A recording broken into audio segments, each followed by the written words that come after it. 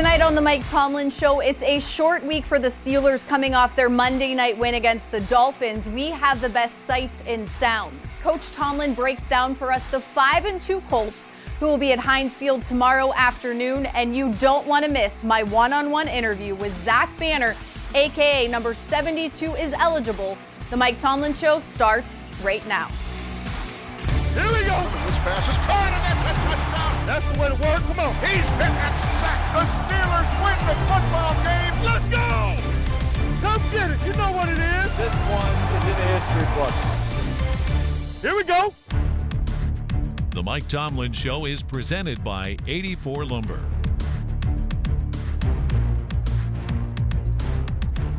All right, Coach Tomlin, a win on Monday night, probably not the start you wanted. You definitely said coming out of the bye you wanted the team to start fast. So how did the team overcome that, and what do you take away from that performance, especially the 27 unanswered points?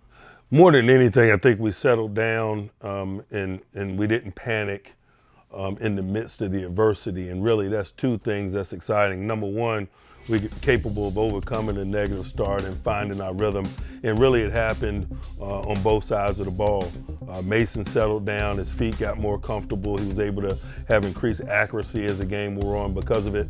And defensively, we got a better understanding of how they were trying to attack us with Fitz in the game. They had played two quarterbacks, and it made it somewhat difficult to prepare really two different real personalities. I thought as the game wore on, our defense settled in and really got a perspective on how they were trying to choose us to attack us with Fitz. And I think those are the two things that allowed us to turn the tide, coupled with not blinking in the face of adversity. Able to stack wins for the first time this season. That's something you talk about, your players talk about all the time. What does that do for this team, knowing that you are in the second stretch of the season? It's important. You know, football is our game. Our job is winning. And to do the job week in and week out, we got to be able to consistently roll out winning-like performances, and to be able to stack one on top of the other is that rhythm we're looking for, and is that rhythm that we're going to need if we want to be the type of team that we need to be over the second half of this thing. Was this performance something where maybe the offense was starting to find its identity, knowing that Mason was back as the starter at quarterback, or was it what the team needed to beat the Dolphins?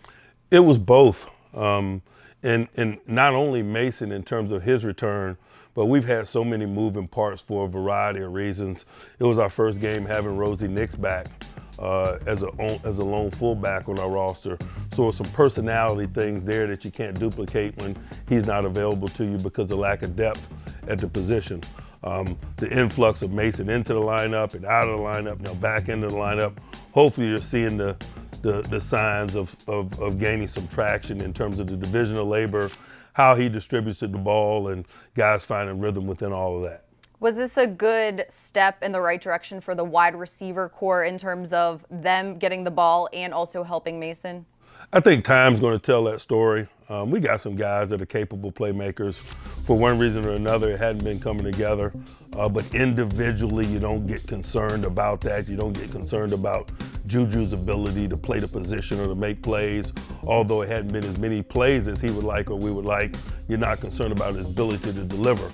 A lot of it is environmental, and we're starting to get the environment settled, and so we're getting production from a variety of guys, not only Juju, but young guys emerging like Deontay Johnson and James Washington, getting an opportunity to get back in the lineup. He missed a game or two, so finding that fluidity, I think, is important for our general growth and development. In terms of the defense, Mika Fitzpatrick after the game said he was smiling because he had 2 picks, not because it was against his former team. What have you seen in his time with the Steelers in terms of the takeaways and also just becoming a leader and a good communicator? It's funny. He's got a really quiet day-to-day demeanor. He's all business, but you can tell he's wired in. He's always wired in and attentive. He communicates really well in an appropriate sort of way. It's just no extra. The guys are getting a chance to feels what it's like to play with him. Obviously, he's been opportunistic. That his ability to be opportunistic really is born out of him being in the right place and him seeing the things that he needs to see. That fundamental approach and feel for the game allows those things to happen. I remember back one of the preseason games you were saying what an awesome tandem TJ Watt and Bud Dupree could be. Just can you speak on their performance on Monday night and what you saw from them? Chances are we're going to go as those guys go. but they're in their mid-20s, man. We drafted those guys in the first round to play outside linebacker. Everybody knows what that means in Pittsburgh. And when you got a tandem of those guys, you got a catalyst for some great things on defense. I think they wear that responsibility well. I think they embrace that responsibility. So it's exciting to see where that tandem is headed. What was the first performance like without Stephon Tuitt in terms of the defense having to juggle a little bit? Well, we had to be versatile. You saw us using a variety of defensive linemen. Isaiah Buggs got a chance to play extended really for the first time. You also saw some packages where Cam Hayward was the only defensive lineman on the field, and we utilized Vince Williams and his special skill set as a rusher. And I think that's how it's going to be for us moving forward. Stephon is a talented guy. It's going to be not only a multiplayer job, but probably a multi-positional job in terms of working to minimize the loss of him. All the players have said you've been preaching to play complementary football. Going back to the Chargers game and then this past game against the Dolphins, are they starting to maybe do that where you can keep carrying that on throughout the season? There's no question, but it's not anything earth-shattering or groundbreaking like for us in that vein. That's the same for all teams, man. You got a chance to be a really good team when your offense takes care of the ball. But if they do, you have a defense that's capable of getting stops. You got a good team when your defense is capable of getting turnovers. You've got a really good team when your offense is capable of complementing them and producing points off of those turnovers. So we're not trying to do anything earth-shattering or unique in any way. We're just acknowledging that that's a big component of being a consistent winning type of football team. All right, Coach, thanks. Thank you. Still to come tonight on the Mike Tomlin Show, it's a short week for the Steelers, so the page quickly turns to the 5-2 Colts. We respect them. We got some work cut out for us, but really, particularly in the state that we're in, it's about us circling our wagons, us finding the correct mix in terms of division of labor. Coach Tomlin gives us a scouting report on Indy and weighs in on the cheers for offensive lineman Zack Banner reporting as an eligible receiver on Monday Night Football. Don't go anywhere. We'll be right back.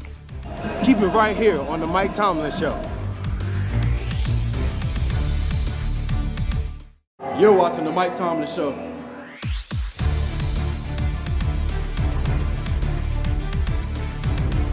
Coach Tomlin warned the Steelers could not start slow coming out of their bye week, and unfortunately that was not the case when the Dolphins jumped out to an early 14-0 lead.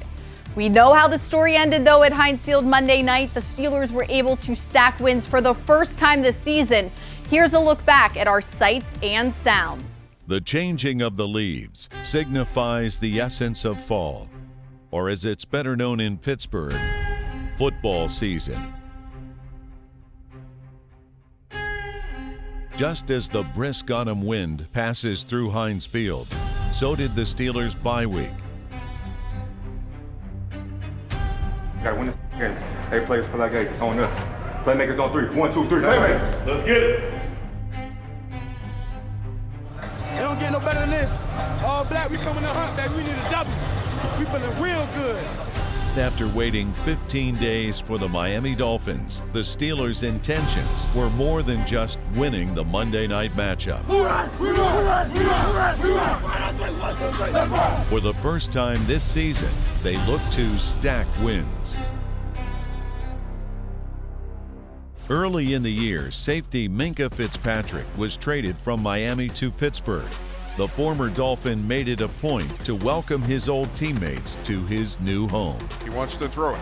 Tipped out of the air and intercepted. It is Minkah Fitzpatrick, the former Dolphin, taking away the football. No need for an introduction. Minkah delivers. You too cold. You too cold.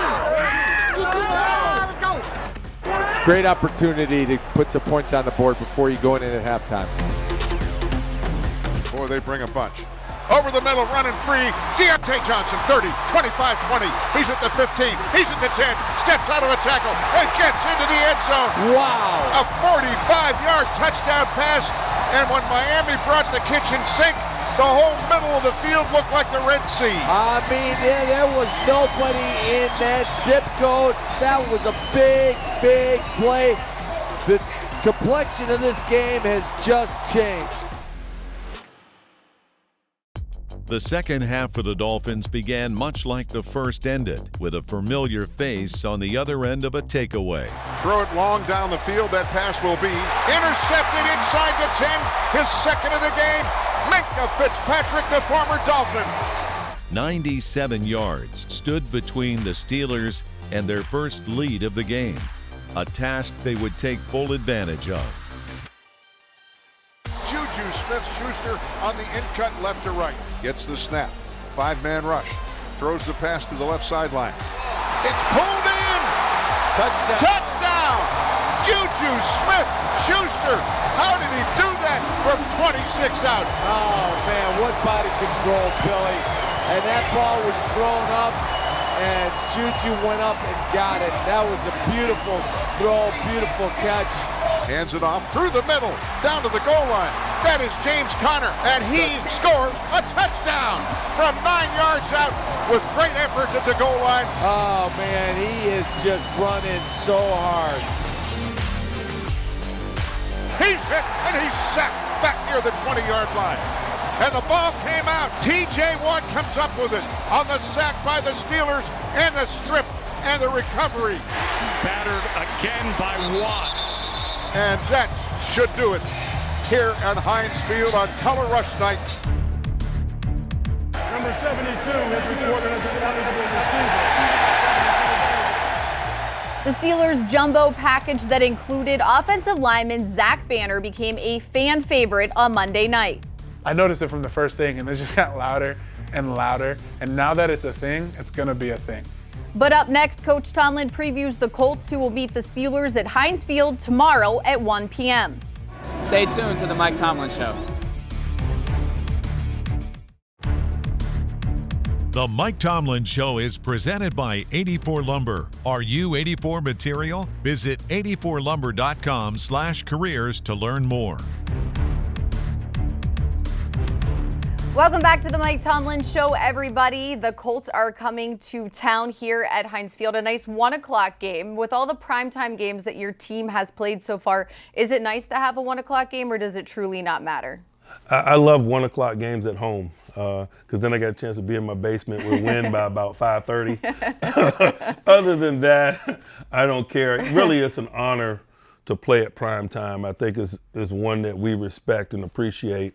We realize what it means in terms of our peers watching us and getting that national and international stage and being able to deliver for Steeler Nation in that setting is something that we covet. All right, the Colts winning another close one on Sunday. Since the Steelers played on Monday night, did you have a chance to watch it live?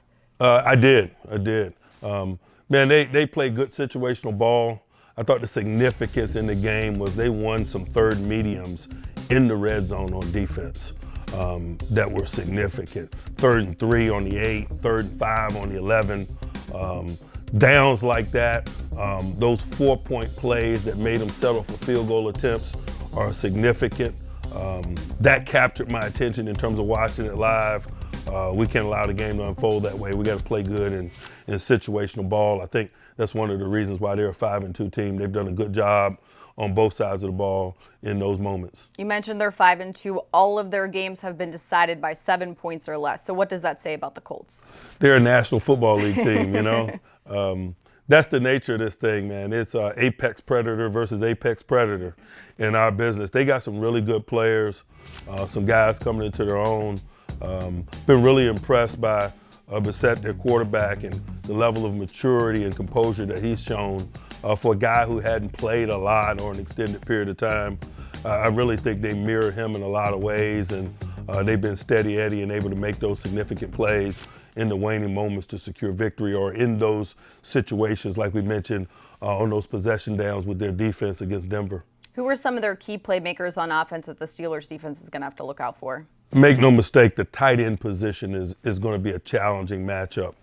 They got a high volume catch guy in Doyle, and they also got a really talented guy in Ebron who creates matchup issues, who's a vertical type guy. It's troublesome when you have one really dangerous tight end. In my opinion, they have two really dangerous tight ends. Doyle was a Pro Bowl caliber guy before they acquired Ebron, and now they have both of them. Obviously, when you're playing the Colts, you better work to minimize T.Y. Hilton. We've been in that fight before. We understand what that's about. But this combination of two really grade A tight ends is going to be challenging. What about their defense? You know, I think it starts inside with their linebacker, young guy out of South Carolina State, Javon Hargrave's former teammate. Man, he's making a lot of plays. I really hadn't had a chance to study him prior to this week, but he's as good as his reputation. He's a splash playmaker. He's a sideline-to-sideline tackler.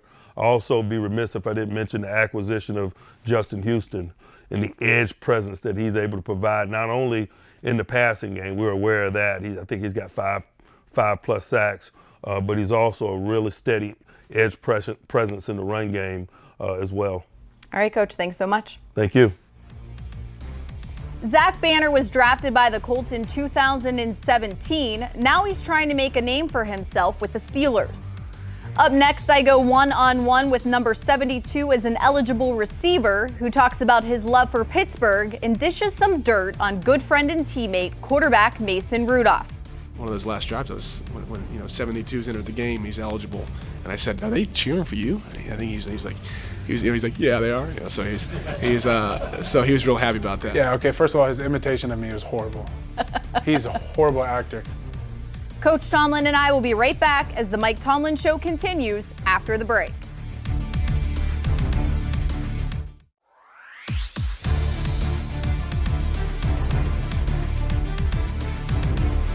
Well, it's no secret that when number 72 is an eligible receiver, the Steelers are typically going to run the ball. And what Steelers fan doesn't love that? The Heinz Field crowd on Monday night was not shy about letting Zack Banner know they were happy to see him in the game. I had a chance this week to go one-on-one with Banner to talk about his big transformation and his big personality.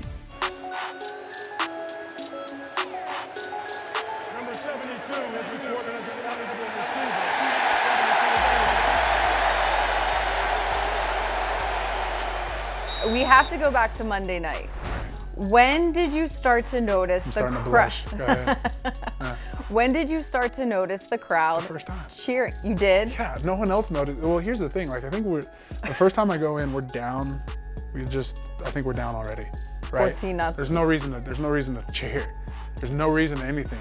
And also, it's not a coincidence because I made sure. I just didn't want to be the guy to bring it up. Does that make sense? Yeah. So I kind of like smile and I keep my helmet down. And when I'm in the huddle too, when it's happening, I'm like looking to where I usually look, but I'm making sure I look down so people doesn't see me cheesing, because I noticed it from the first thing and it just got louder and louder. And now that it's a thing, it's gonna be a thing. So like my thing now is, fans, thank you. Keep doing what you're doing. But I promise you, unless we're obviously winning by a lot, I'm not gonna acknowledge it, but I do appreciate it because I have to focus, man. There's an assignment. We can't just be out there ding, or else guess what? I'm gonna lose my job and then you're gonna have another guy reporting. When 72's entered the game, he's eligible. And I said, are they cheering for you? I think he's like, yeah, they are. Yeah, so he was real happy about that. Yeah, okay, first of all, his imitation of me was horrible. He's a horrible actor. That conversation did happen where he was like, but first of all, that's how focused he is. It's a compliment to him, right? That's how focused he was. It was fourth quarter. It was like going in, trying to finish this game. He was like, are they cheering for you? And I was like, yeah. Good looking guys he idolizes. Tom Cruise. Give me some other ones. That little like thing he does with his neck and like, make sure his hair's right. I mean, you have no idea. You have no idea. He has more hair gel and a bigger comb than anybody I've ever seen. Since we're all calling each other out, Mason, thank you. I appreciate that. Now again, just to reiterate, Mason Rudolph and Zack Banner are actually really good friends. But with this new information that Banner told us, I had to go straight to the source to find out more. He said that you idolize good-looking guys like Tom Cruise, George Clooney, and Brad Pitt. True or false? I don't know if I idolize anyone that is, human. I guess you idolize a lot of people growing up as far as players go, but I like good movies, and the names you named are guys that have done it. I enjoy watching the movies and action thrillers, you name it. Lastly, he said you have more hair gel than anybody in the locker room. That's totally wrong. We can take this camera into my locker. You will find no hair gel. He's a character, man. He's a great dude. Coach, I'm not sure if you heard it on Monday night. Your players said, especially in the fourth quarter, as soon as the ref would say number 72 is an eligible receiver, the crowd was really getting into it. And Mason acknowledged after the game that Banner also was acknowledging it. Did you hear it at the time? Unfortunately, I did, and I say unfortunately I did because the fans have no idea how special that is for Banner to get acknowledgement in any sort of way. Banner's the type of guy, he doesn't care even if it's negative. If you're paying attention to him, it makes his day. He's done an awesome job for us. He's playing with a great deal of energy. He's providing a presence there in that C and D gap area that a unique big body provides. It's also a good proving ground for a young developing tackle, one that's been utilized here in the history of this program. Guys like Kelvin Beachum started in that way. Guys like Chris Hubbard started in that way. And those are two guys that have gone on to starting careers in other cities. So awesome time for Zack Banner, been really useful for us. Hopefully he doesn't become too much of a personality. Mason said they might have to draw up a play for him. I don't want to go too fast. You don't want to get too fast in that area. All right, you are in the middle of a 3-game home stretch, which is kind of rare to be home 3 straight weekends. What are the pros and cons for a team?